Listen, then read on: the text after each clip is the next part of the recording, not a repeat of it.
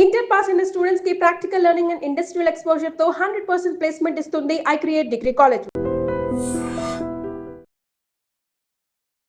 నమస్తే, welcome to I dream. చాలామందికి కలలో దేవుడు కనిపిస్తూ ఉంటాడు. ఎందువల్ల? దేవుడు కనిపిస్తే ఏమవుతుంది? గ్రామ దేవత విశిష్టత ఏంటి? కారణ జన్ములు అని ఎవరిని అంటారు? వితంతువులు, తాళి, బొట్టు ఇవన్నీ ఎందుకు పెట్టుకోకూడదు? దీని వెనుక ఆంతర్యం ఏంటి? ఇలాంటి సందేహాలు నివృత్తిపరచడానికి వాళ్ళ మనతో పాటు ఉన్నారు దివ్య విశ్వశక్తి పరివార్ ప్రచారకులు శ్రీ శ్రీ స్వామి ఓం స్వరూప్ గురూజీ గారు మనతో పాటు ఉన్నారు. వారితో మాట్లాడదాం, ఈ సందేహాలన్నింటినీ నివృత్తిపరచుకుందాం. నమస్కారం గురువుగారు. దివ్య స్వరూపులందరికీ దివ్య ఆశీస్సులు. శుభం. గురువుగారు, వితంతువులు తాళిబొట్టు, మెట్టెలు, పువ్వులు, ఇంకా వస్త్రాధారణ కూడా తెలుపే ధరిస్తూ ఉంటారు. దీని వెనకాల ఆంతర్యం ఏంటి? ఎందుకు వితంతువులు అలా ఉండాలి? మనం గతంలో పురాణం నుంచి చూస్తూ ఉన్నాము. దీనికి సరైన సమాధానం ఒక్కసారి మా ప్రేక్షకులకు వివరిస్తారా? తప్పకుండా తల్లి. ఈ యొక్క కాలమాన పరిస్థితులకి కొన్ని మార్పులు చేర్పులు అలవాట్లు మరి మారాయి. ఏది ఏమైనా స్త్రీలు శక్తి స్వరూపులు.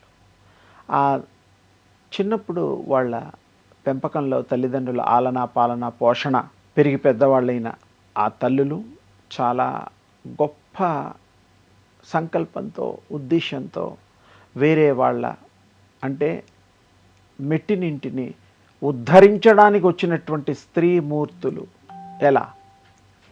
ఈ తల్లిదండ్రులు కన్నారు, పెంచారు మగపిల్లలతో పాటు, ఓకే.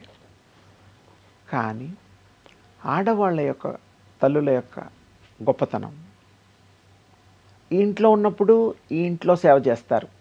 అన్నదమ్ములకి, అప్పాచెల్లెలకి, తల్లిదండ్రులకి, రక్త సంబంధులకి అందరికీ కూడా అమ్మ ఆ స్త్రీగా పుట్టిన తల్లి సేవ చేస్తుంది, ప్రేమిస్తుంది, అందరితో మన్ననలు పొందుతుంది, అందరికీ ఏ కష్టం వచ్చినా ముందుంటుంది, చేస్తుంది. ఒక తల్లిలాగా, తల్లి తర్వాత తల్లిలాగా. ఆ అమ్మని మరి ఈ ఆచార వ్యవహారాల్లో మరి అలా అలవాటు అయిపోయింది కాబట్టి ఒకప్పుడు దూర సంబంధాలు ఇచ్చేవాళ్ళు కాదు. అంటే ఇప్పుడు అమెరికా వ్యామోహం, ఇంకెక్కడన్నా బాంబే, కలకత్తా, అబ్బాయికి మంచి ఉద్యోగం ఉంది, అన్నీ చూసి ఒకడే కొడుకు, ఇంకా బ్రహ్మాండం, ఆస్తులు ఉన్నాయి, బ్రహ్మాండం, 2 కార్లు ఉన్నాయి, ఏదో దాంతోపాటు ఒకటో రెండో మూడో కుక్కలు కూడా ఉన్నాయి. ఆ స్టేటస్ అంటే మరి స్టేటస్ కౌంట్ అవుతుంది కాబట్టి ఉన్నాయి. అందుకని అలా కాకుండా ఇప్పుడు పరిస్థితి, ఒకప్పుడు ఆ తల్లి ఇంటి ముందు కలాపి చల్లేది. అంటే పేడ నీళ్ళు అవన్నీ చేసి కలాపి అంటాం కదా. ఎదురుగుండా ఇంట్లో అబ్బాయికే పెళ్ళి చేస్తే ఆ కూతురి ఇంటి ముందు కూడా ఈవిడ ఇక్కడ చేసి కలాపి చల్లి అక్కడ కూడా చల్లేది. కూతురు కష్టపడకుండా ఉండడం కోసం దగ్గర సంబంధాలు ఇచ్చేవారు. పిల్లలు, అల్లుళ్ళు, తర్వాత అక్కయ్య పిల్లలు, బావ వరుస, మాయ వరుస, ఇలా. అంటే ఏమిటి? నా కూతురు, కన్న కూతురు నా కళ్ళ ముందు ఉండాలి జీవితాంతం. ఆ అమ్మాయికి ఏ కష్టం వచ్చినా, ఎలాగో భర్త అత్తయ్యలు ఉన్నా తల్లిదండ్రులు కూడా ఉన్నారు అనే భరోసా ఇవ్వడానికి అప్పట్లో తల్లిదండ్రులు ఎదురుగా ఉండే చుట్టాలు, సంబంధికులకి ప్రయారిటీ కాదు, పుట్టంగానే పేరు పెట్టేసేవారు. నీ పెళ్ళాన్రా అబ్బాయి, నీ భర్తరా అబ్బాయి అని అంతగా ఉండేది ఆ రోజుల్లో.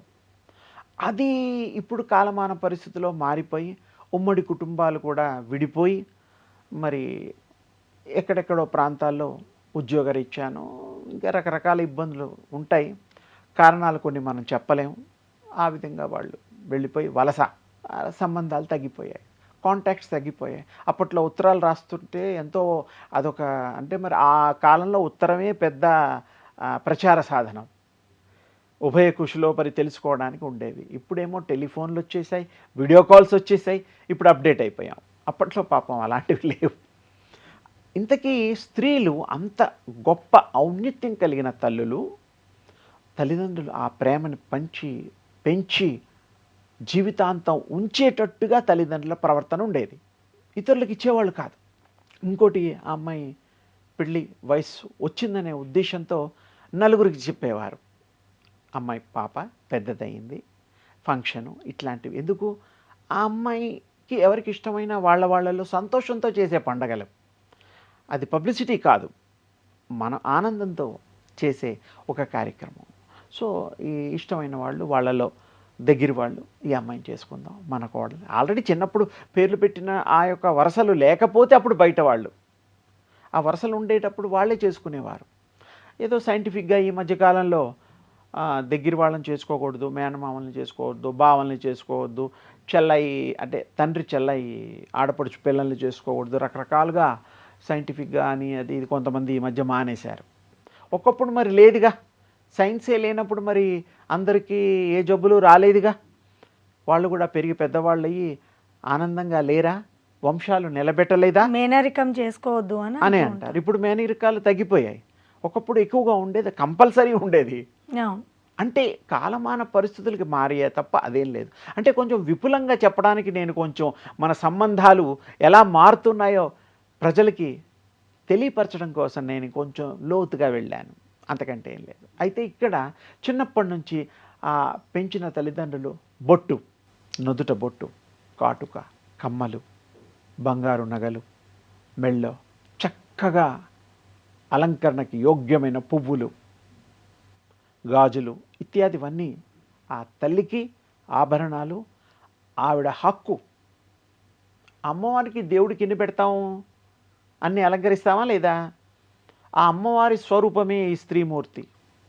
స్త్రీలు ఎవరో కాదు, ఆ పరాత్పరి, ఆది పరాశక్తి, లలితా పరమేశ్వరి, పార్వతీదేవి, లక్ష్మీదేవి, సరస్వతీ మాత, ఇలాంటి దేవతలు ఎంతమంది ఉన్నారో, దుర్గా, ఎవరినైనా తీసుకోండి, స్త్రీలు శక్తివంతులు, శక్తి స్వరూపాలు.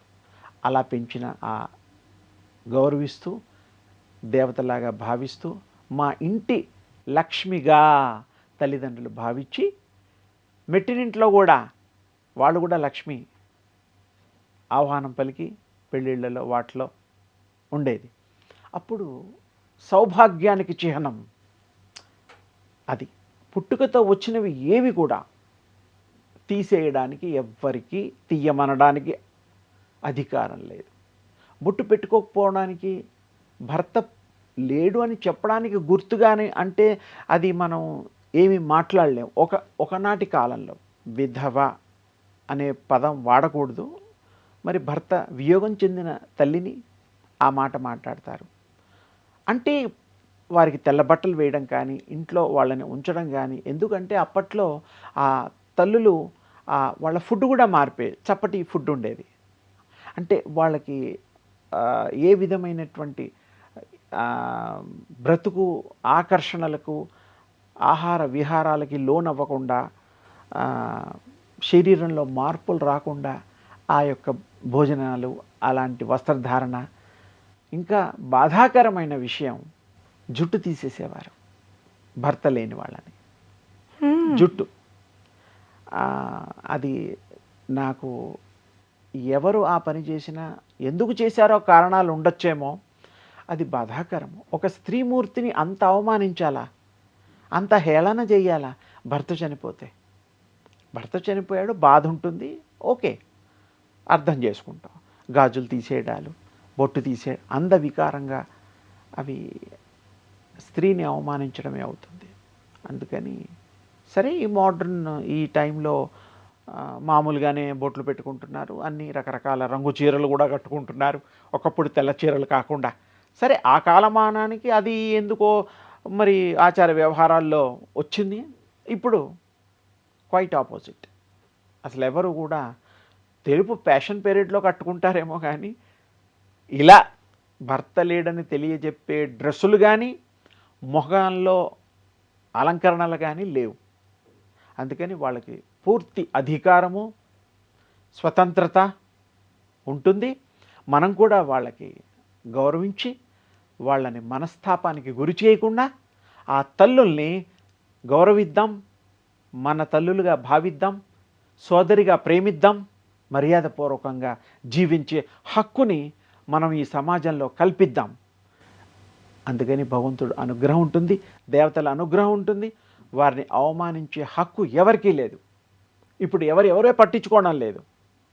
ఒకప్పుడు ఊళ్ళో 10 కుటుంబాలు ఉండేవి, 100 కుటుంబాలు ఉండేవి, పలానా వాళ్ళని గుర్తుండేది. ఇప్పుడు హైదరాబాదు నగరాల లాంటి మరి పరిణితి చెందిన నగరాల్లో ఎవరెవరో తెలియదు, టైం లేదు. ఎవరు పట్టించుకొని అవమానించడానికి పనిగట్టుకొని వారి మీద ఇది చేస్తారు, దాడులు చెయ్యరు. అంటే ఇది చరిత్ర మిగిలిపోయింది అంతే తప్ప ఆ తల్లుల్ని ఇట్లా మరి అవమానించడం కానీ, బాధ పెట్టడం కానీ, మరి దాన్ని ఏమంటారు ఫంక్షన్స్లో, తర్వాత శుభకార్యాలలో పసుపుట్లు ఇవ్వడే దాంట్లో, పూజల్లో కూడా వాళ్ళని చిన్నచూపు చూడొద్దని ప్రత్యేకించి అర్థం చేసుకోవాలనేటువంటిది ఆ భగవంతుడి యొక్క మాటగా, తల్లుల మాటగా మీకు తెలియపరుస్తున్నాను. దయచేసి వారిని హక్కున చేర్చుకోండి, ప్రేమించండి, గౌరవించండి. మీ ఇంట్లో ఆ తల్లులకి మరి మర్యాద ఇవ్వండి. తల్లికి విధవ తల్లి ఉన్నప్పుడు కొడుకు తల్లికి గౌరవం ఇస్తున్నాడా లేదా? తల్లి ప్రేమిస్తున్నాడా లేదా? ప్రేమించాల్సిందే. ఆ తల్లిని మాతృమూర్తి భగవత్ స్వరూపులుగా కొడుకు మరి పాటిస్తున్నాడు, ప్రేమిస్తున్నాడు, ఆరాధిస్తున్నాడు, గౌరవిస్తున్నాడు. అలాంటప్పుడు అందరం గౌరవిద్దాం. అందరికీ మనం ఆ యొక్క సత్యాన్ని తెలియపరచాలి. ఈ సమాజంలో మనం వారికి తప్పకుండా ఉన్నత స్థానాన్ని, గౌరవాన్ని స్త్రీకి ఇవ్వగలిగిన నాడు, ఇచ్చిన నాడు స్త్రీ యొక్క ప్రేమని మరి అందరూ పంచుకునే తల్లి ప్రేమలాగా, చెల్లి ప్రేమలాగా, భార్య ప్రేమలాగా, రకరకాల అవస్థల్లో, అవతారాల్లో ఉండే తల్లుల యొక్క ప్రేమను పొందుతాం. ఇది సమాజంలో ఈ అలవాట్లు చాలా వరకు మారాయి. కాస్తో కూస్తో ఇంకెక్కడైనా ఉంటే అక్కడ కూడా మార్పుని మనం కోరుకునే దిశగా ఈ నవ యుగంలో మరి ఆ మార్పులు ఉన్నాయి. మంచిదే ఒక విధంగా. మరి ఎటొచ్చి వాళ్ళ మనస్సుని మనం ఇబ్బంది పెట్టకుండా ప్రవర్తించేటట్టుగా మనం ఈ యొక్క నడకని నడుద్దాం. సమాజంలో వారికి కూడా తగు స్థానాన్ని మనం కల్పిద్దాం. అందరూ గౌరవించండి, అందరూ ప్రేమించండి, అందరూ అందరితో కలిసి ఉండండి. వాళ్ళ మనోభావాల్లో ఉండేటువంటి హృదయ పలకంలో రాసినటువంటి ఆ యొక్క భావాల్ని చెరిపేయండి. వారిని కలుపుకొని ముందుకు సాగుదాం. శుభం. నమస్కారం గురుగారు. And for more videos, please subscribe to iDream channel. Subscribe to iDream Media. Please subscribe to iDream. Please subscribe to iDream. Please subscribe iDream. And please subscribe to iDream. For more videos, subscribe to iDream. please like, share and subscribe to the channel. Congratulations, iDream. Subscribe to iDream. Subscribe to iDream. So subscribe to iDream Media. iDream ki iDream team andarki huge congratulations. Please subscribe iDream Media. Please subscribe to iDream. Subscribe iDream. Please subscribe to iDream. iDream అంటే నా కళల ఛానల్ను subscribe చేసుకున్న నోరు తిరుగుతలేదు. మీరైతే గంట గుర్తు కొట్టండి. For more such videos, please subscribe to iDream. Subscribe to iDream. Please subscribe to iDream. Please subscribe iDream Media. Please do subscribe to iDream. Please subscribe to iDream Media. For best entertainment and information, please subscribe iDream. And don't forget to subscribe to iDream.